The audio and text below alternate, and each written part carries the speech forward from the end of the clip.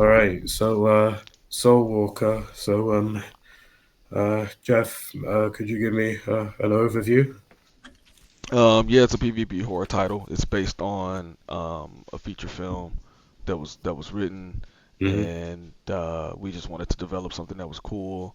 Um, you know, hats off to Lincoln and John for showcasing their dev skills and coming up with something that was great.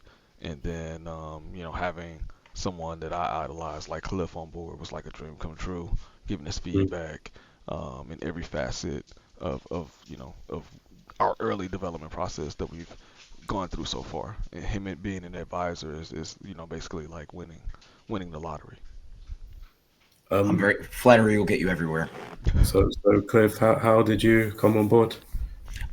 It's honestly a bit of a blur. It's one of Yeah. those things that I haven't really been working in video games, in the video game space, since the implosion of my former studio, Boss Key Productions, which basically broke me for nearly a year. And the internet thought it was hilarious, how the mighty have fallen. And the thing I found was that there's parts of game development that I missed. Like when it comes to actually being a designer, I missed typing up an environment description or a weapon or a character and getting concept art Mm. back for what I had thought of. But the other thing I really missed that Jeffrey and crew are providing for me are just updates and builds, and to see what's new in the latest drop of the game, to see Mm. what features have been tweaked, enhanced, what features have been added, and then just to get hands on with it. And I've always been one of my duties at Epic. Whether I was working on the Gears franchise, Unreal, Shadow Complex, Bulletstorm, Infinity Blade, etc., was to acting as design director to get those builds and get my hands dirty.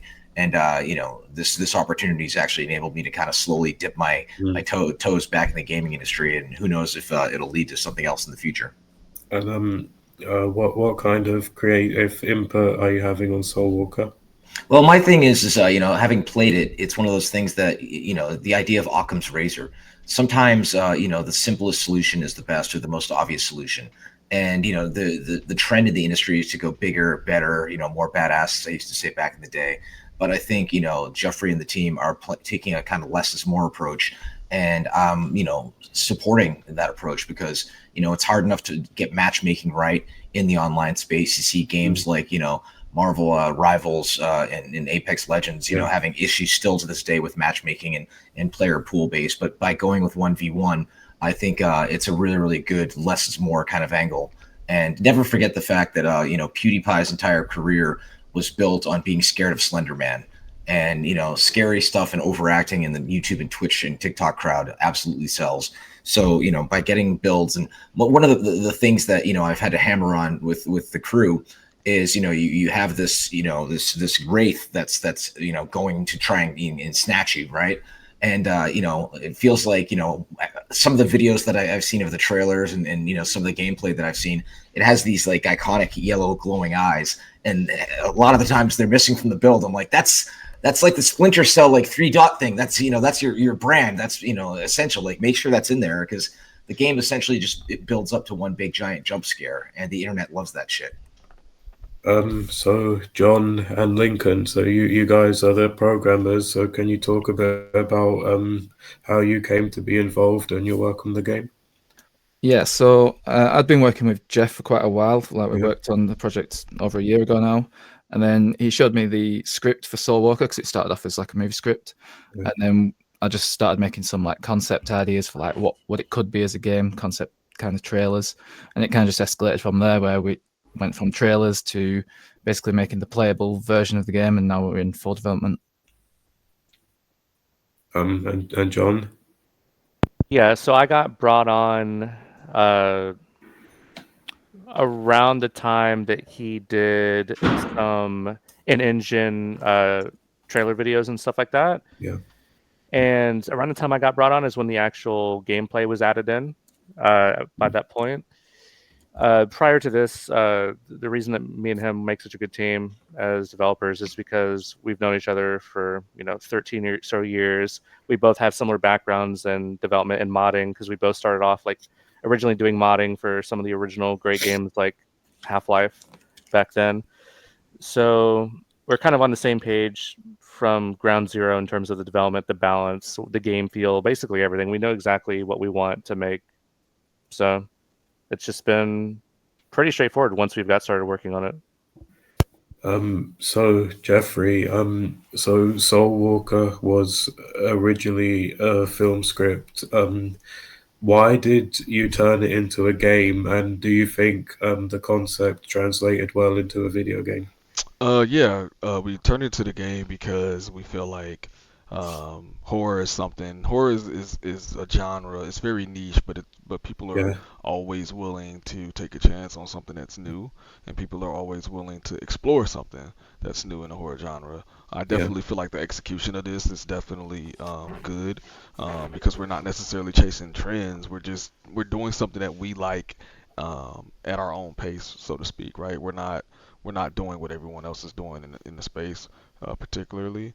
And mhm, yeah, I think it translates well doing 1v1, at least starting off with 1v1. Now, if we parlay that into something else, which is, sort of on the roadmap plan, that happens. But starting off with 1v1, that people can, casually play, they don't have to spend 20 hours doing, numerous different missions to play this and enjoy this. So, I think that's something that people can, will enjoy and love. Yeah, you just jump right in and have fun with it. I mean, for me, my perspective of it, it gives me the same feeling that I had as a child. So I grew up in New England, and we had a basement. And my friends and I, what we would do is we would seal up the windows to the basement and make the basement completely dark, and we'd play hide and go seek in the dark. And that's a lot of the same kind of vibes that I get from it. And I found that good game design is often tapping into those feelings we had as children, like capture the flag or kick the can, and mhm. boy side, girl side, all that kind of stuff. And even to some extent, you look at what they did with Squid Game and taking all those Korean games that people would play as kids, and then, under the risk of death, potentially for money, that's become a phenomenon. So when in doubt, in my opinion, always go back to the things you found interesting from your childhood. And I get, again, that suspense when I play this game. So John and Lincoln, how have you found so far the process of actually programming the game? I think it's been quite interesting Yeah, because we're working together on it. We're testing constantly. We make one change and then we see how that plays out, and we just end up playing for hours, just because it's fun and we're just enjoying it. And then we begin by testing some bug or new feature, but we just find ourselves playing it for ages and talking about it for a lot of time. And it's quite because it's like so collaborative, because we both enjoy this this type of 1v1 game. It's been a lot of fun to develop, at least from my side. I don't know if John agrees. Yeah, no, it's been honestly a great experience across the board, really.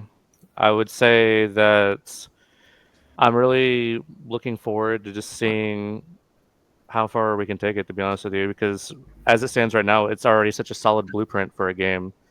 And I don't think there's any reason that this couldn't expand upon something really great.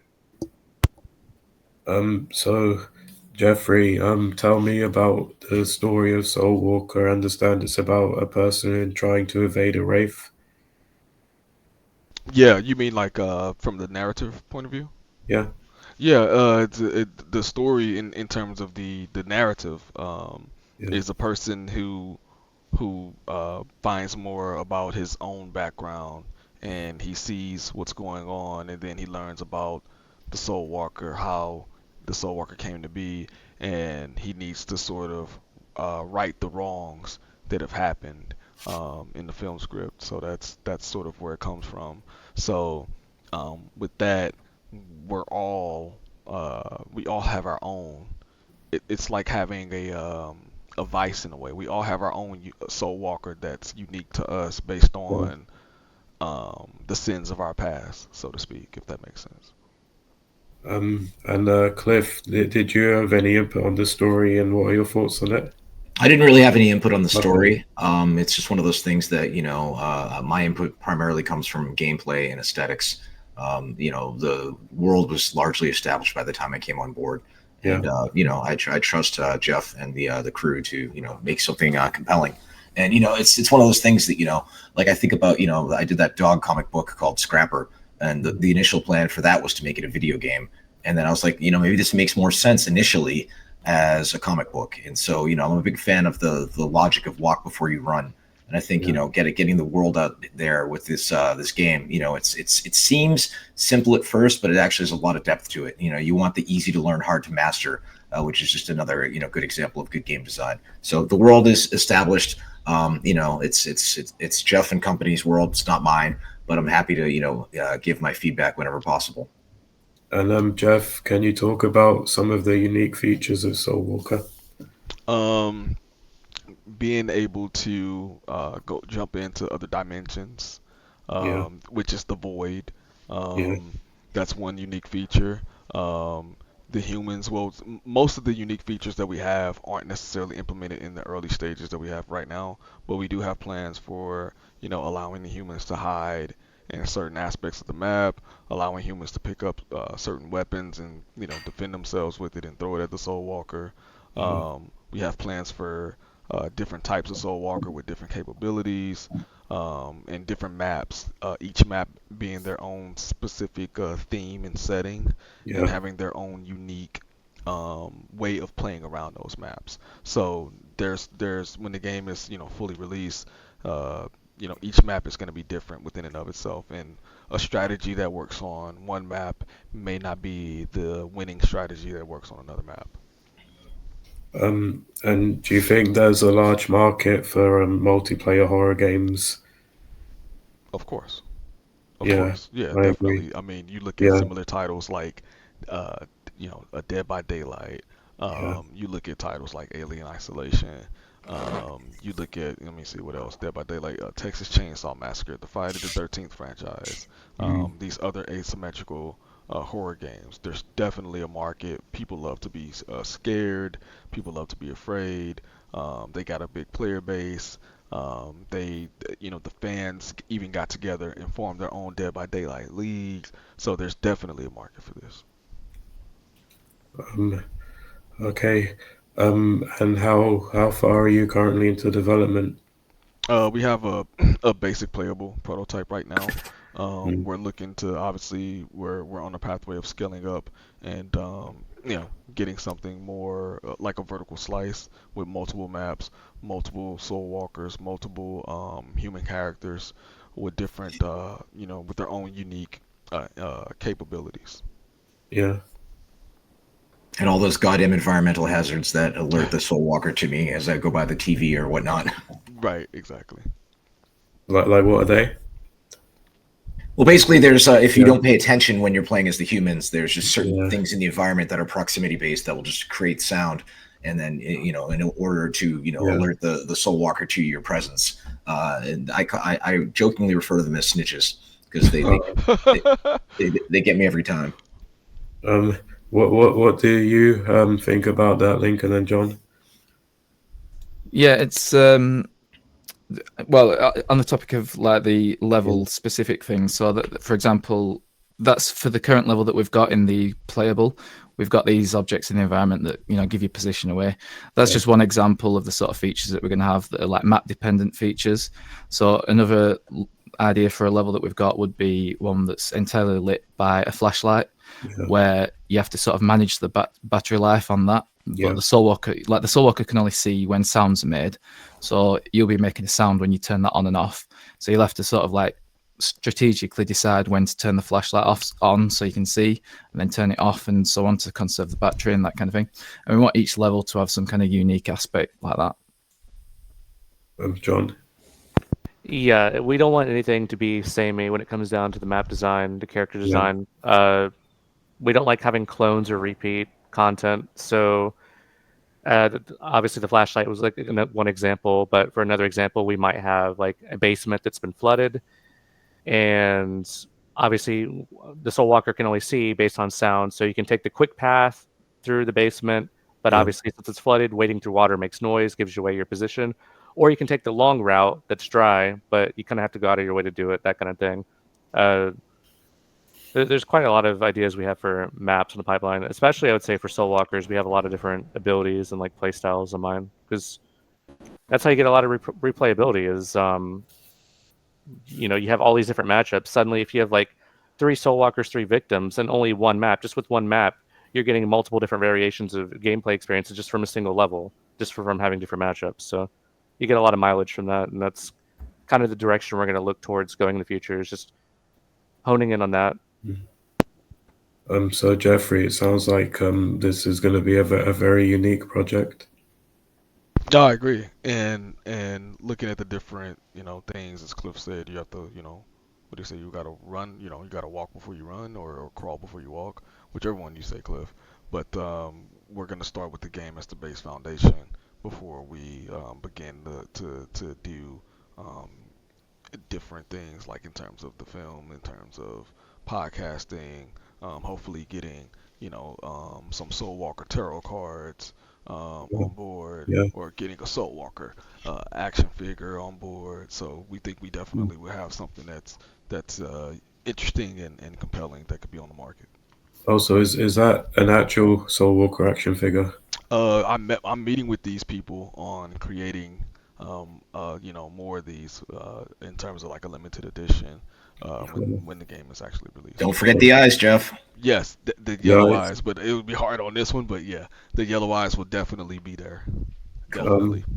So so you're planning for Soul Walker to become a franchise? Yes, I think it definitely has that potential. Sort of like like a Conjuring, like an Insidious, except this one will be instead of first coming out as a feature film, it will be a video game. So And you're planning to still develop it as into a film at some point? yes, definitely for sure, definitely. Well, I mean, you Um. think about the beauty of horror, Yeah. right? And it's like, Jason Blum from Blumhouse, knew this years ago. So did James Wan. Is that, like you look at the Saw original movie, was only made for a pittance and wound up making a ton of money and then became a franchise, right? You look at the margins in horror, and the profit margins are really, really off the charts. You can make a really cool horror game or a comic book or film for a relatively cheap amount of money, and then it could go on to become, a big hit, and then Yeah. spawn potential franchises, and you get your Jasons, your Freddys, your Chuckies, and all of that, Yeah. Leatherface, and people at the end of the day, they do love to be scared, and that's one of those things, makes for a great date night. So, Jeff, without going into spoilers, what actually is the Soul Walker? Or you don't have to say if it'll be too spoiler territory. Well, it's a demon entity that exists in another realm, which is the void. But it Okay. can it can cross over between our world and the void. So that's basically what it is. And will the game explore the lore in detail? When we after the initial release, we want Yeah. to include um a single player campaign that will explore that. Uh, But I know that Lincoln, you can elaborate on this a little bit more about when we release the multiplayer game. We'll have a Yeah. tutorial that's sort of single player that goes through that. Yeah, so for the multiplayer, we'll have, like, firstly, when you join like a lobby in the multiplayer, rather than just being sat there waiting for people to join, we're going to use that as an opportunity to sort of tell some of the story, like why the characters are in that location, yeah. just to give some backstory. But then we're also going to have something that's kind of like a tutorial or like a mini campaign sort of level where it'll teach you the basics of the multiplayer so you can get to grips with how to play. In that, we'll give like Yeah. hints towards a story, like the bigger story of Soul Walker. And are you planning to support the game for a long time after its initial release? Yeah, we've got a lot of plans that are sort of, we're Yeah. going to develop that with the community based on which parts they like, which parts Yeah. they don't like, hone in on the things that people are most interested in. So I expect that people will like new Soul Walkers with unique abilities, because that just makes Yeah. all the levels replayable once again, even if they've got bored of it by that point. You get a new Soul Walker in and new victims or whatever. But that might not be the case. That's just my guess, that's what people will be interested in. They might be more interested in, we want more levels rather than more Soul Walkers. And, Yeah. So we're planning to add a lot of content, but it's going to be sort of community focused and, based on feedback. And Jeffrey, can you talk about the roadmap? Yeah. Once we start the full scale production, our initial plan is to get to Steam Early Access, Yeah. and obviously when Steam Early Access, the game will be in polished and in good state. Um, And then from there, we want to just build, as Lincoln said, we want to just build it with the community and Mm, have them be engaged and feel important and feel like that their voice and their opinions are heard and matter.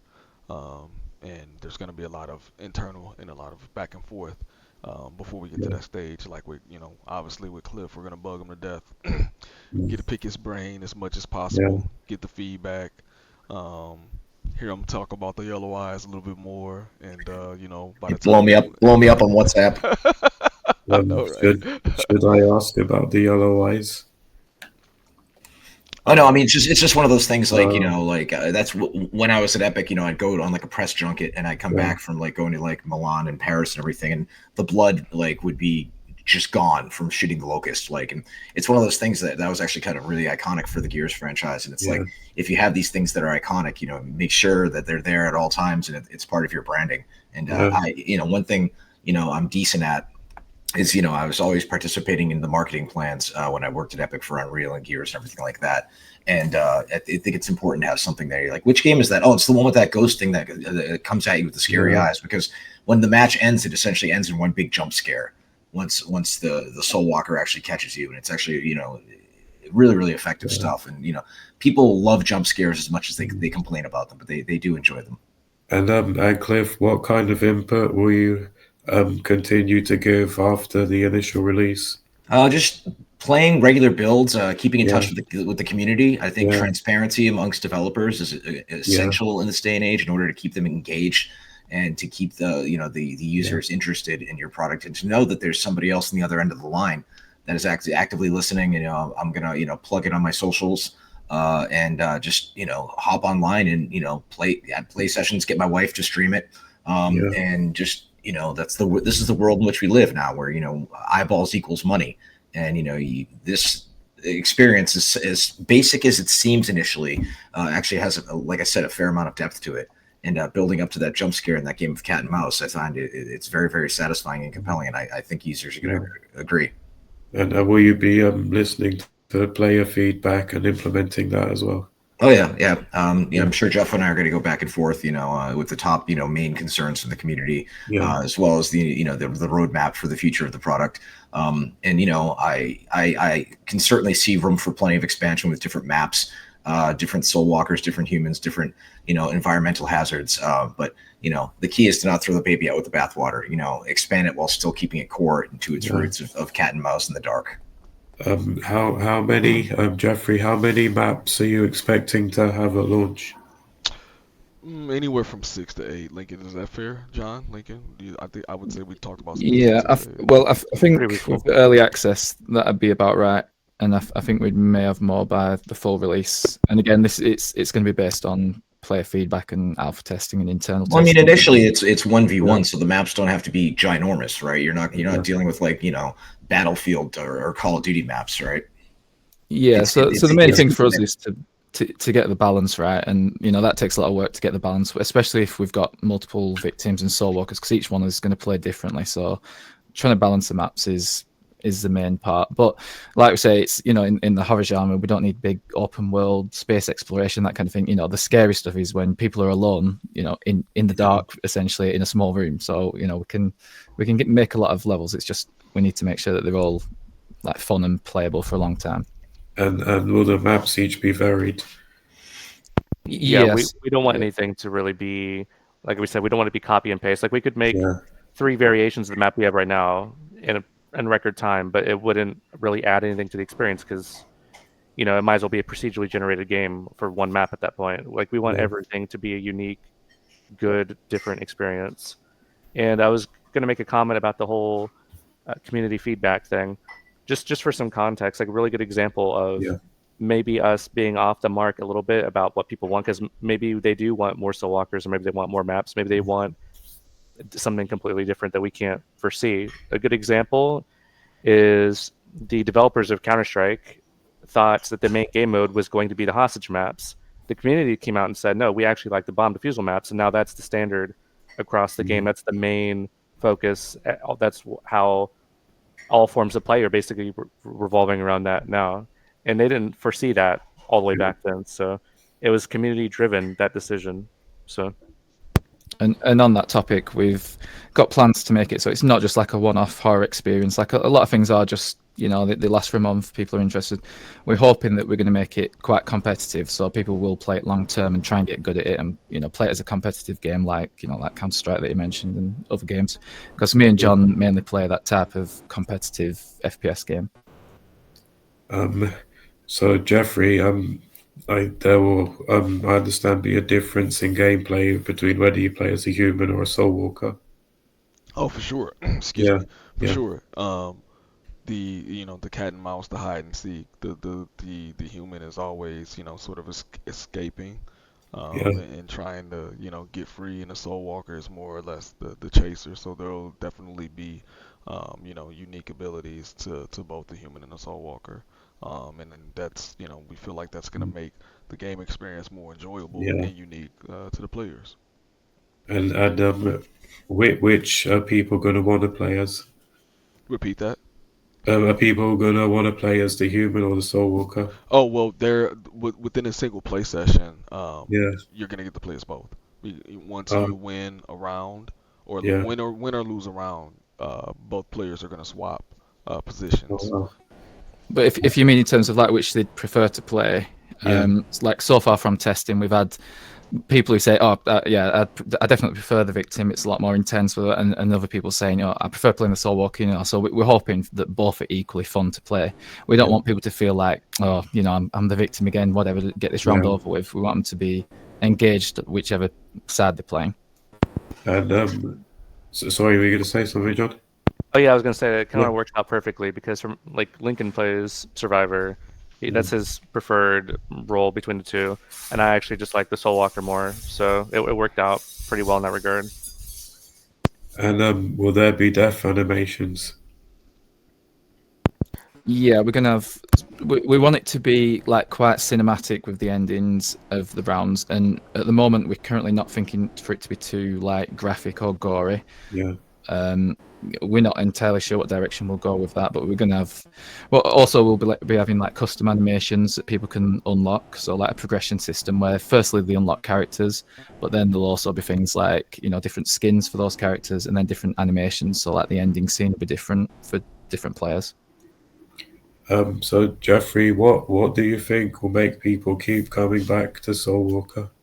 Well, once the fact that we'll make the community feel important and engaged, Yeah, the game's gonna be fun initially. Um, when they see the different verticals that we have planned for the game, yeah, in the franchise in general, that's gonna have them come back, and just the fact that it's not gonna require people to spend 80 hours, yeah, in order to just complete the game and have fun. And the game has that is definitely gonna create those viral moments. I mean, the round times are relatively short, if I recall. It was like 2 minutes or less, Yeah. I believe. Yeah, Yeah, 1 minute 30 rounds. Yeah. Yeah. and was that a deliberate decision? We actually started with the round time quite long. We thought it'd be better to have it longer for you to be, feel more like sense of isolation and that kind of thing and pressure. But we found that it got a little bit like slow with long round time, so we tried Yeah, quite short ones, and we found like the middle ground for at least for the level that we've currently got. The good balance was 1 minute 30, where we'd find there were quite a lot of rounds where you'd catch them just at the last second, and we thought that was ideal. That's the ideal balance where it's like tense up until the last moment. Yeah, it creates a great sense of yeah. urgency. And Cliff, what do you think will keep people coming back? I think knowing that there's somebody else on the other end of the line in regards to the dev team, being very responsive and interactive with the community, Yeah, being transparent about the roadmap and the promise of new content.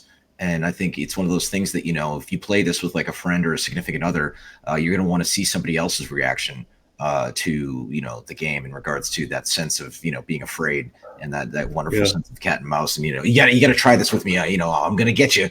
I mess with my dogs all the time like that. And I think it's a very human thing, the whole predator and prey thing. And it's very much, it ties into human instinct. I just think, as long as, the community gloms onto it and new content keeps coming, games as a service is kind of a dirty term these days. But I think if you do a good job of it, players will voluntarily want to keep playing the game and stay in touch and in tune with what's going on with the game. And since this is your first game in a while, are you glad to be coming back with such a worthy project? I mean, I don't want to be CEO ever again, Yeah, but I'm a big horror fan. yeah, I love good suspense. You know, like Silent Hill 2, I think is one of the greatest games ever made. So is yeah, Resident Evil 4. And I think, multiplayer horror, so many of these games started with a larger scale, like Dead by Daylight and Friday the 13th. And I think, doing something smaller and more intimate. Intimate's the word that I keep going back to with this. yeah, I find it compelling. yeah, And, it's, my friend Joss Whedon told me one time, don't sit at a table you can't walk away from. yeah. And this is my, way of kind of dipping my toes back in the video game industry before potentially getting around to making a whole other game myself. But we'll see where that goes, because I certainly have plenty of ideas. AI art is fun to mess with in regards to prototyping stuff. I'll leave it at that, even though you can spot it a mile away. When you guys were talking about death animations, I was thinking, like, Oh, sorry about that. Yeah, remember that scene from The Ring where they find the person dead in the closet and they've like completely been drained of life? Classic. Yep. yeah. And it's something to think about for that. Way of doing gore without it being gory, right? Keep it PG-13. Because the Gears franchise was very renowned for its score. Oh yeah, yeah. There's discussions about when we were considering doing the film, it was like, oh, it's got to be PG-13, and here we are years later with Wolverine and Deadpool, right? Like, R can work. Your average target audience is 18 and over at this point. Um, could you possibly give an update on the film? Oh, I haven't had anything to do with Gears for over a decade at this point. Yeah, And every day on my Twitter, somebody says, "Come back and make Gears great again." I'm like, dude, yeah, you don't understand. Like, Epic sold the IP to Microsoft. Microsoft has cranked out 2 really solid Gears games since then.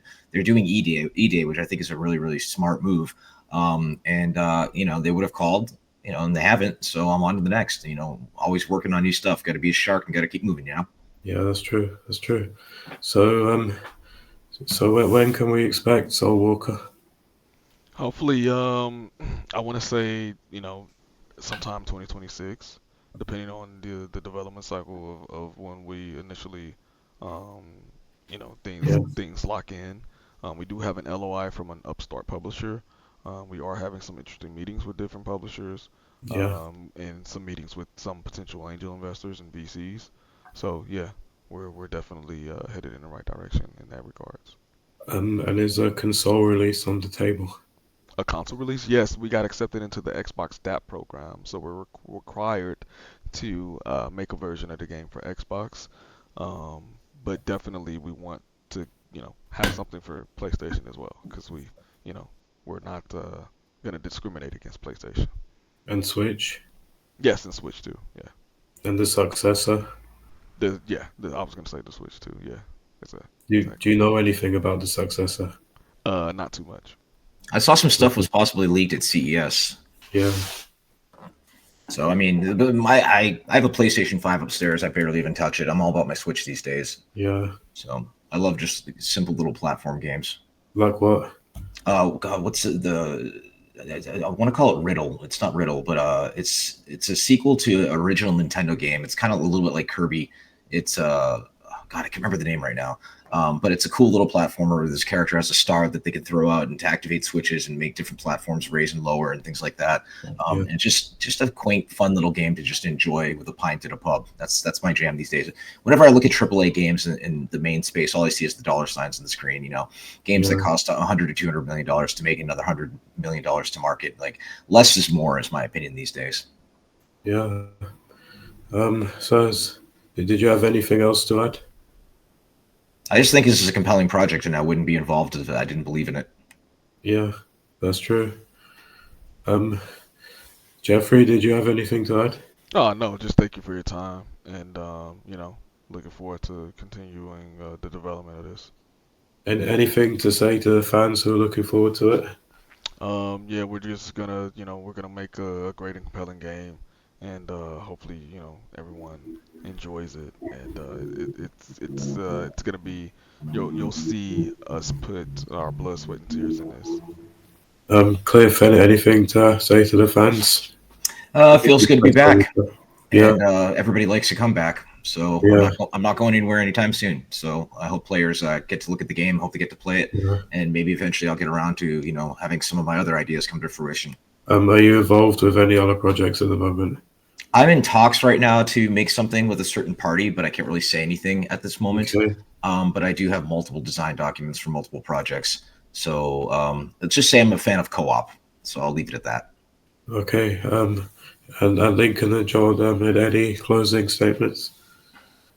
Well, what they've said, so thanks for your time as well. But I would say that I think we're working on something different. I think it will be unique. We've got a lot of ideas that I don't think people will have necessarily seen before, or at least not done in the way that we're planning to do it. So stay tuned for that.